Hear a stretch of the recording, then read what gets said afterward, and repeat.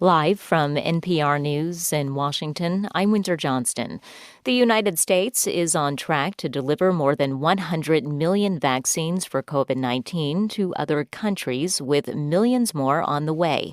NPR's Tamara Keith reports it's a milestone President Biden will mark at the White House today.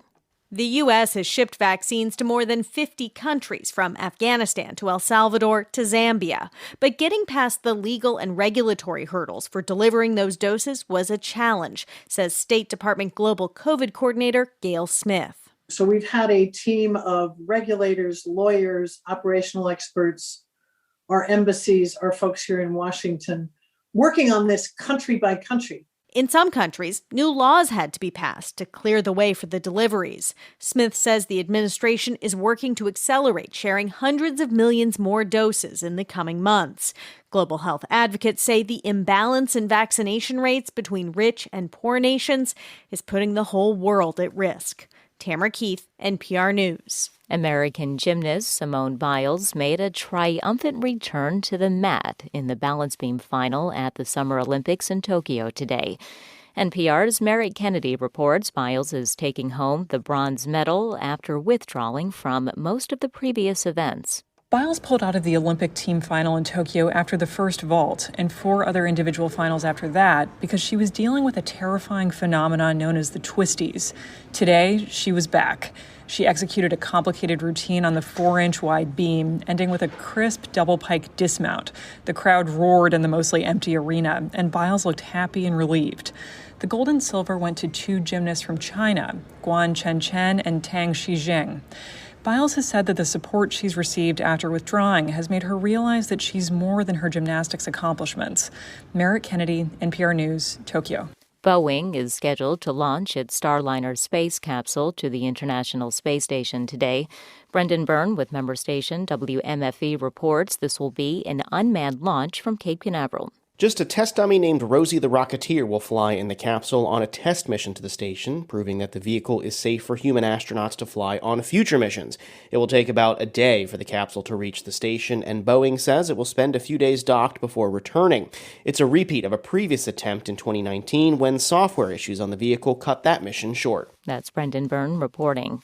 The Senate is working to make amendments to a roughly $1 trillion bipartisan infrastructure package. Majority Leader Chuck Schumer is pushing for a vote on the legislation by the end of the week.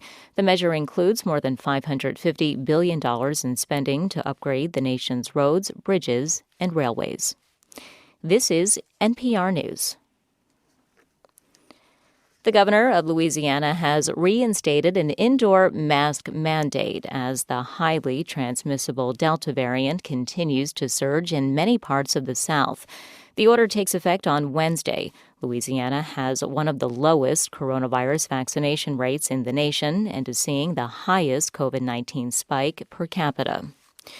Today marks 2 years since a mass shooting at a Walmart in El Paso, Texas, that left 23 people dead. The man charged in the attack told police he was targeting Mexicans.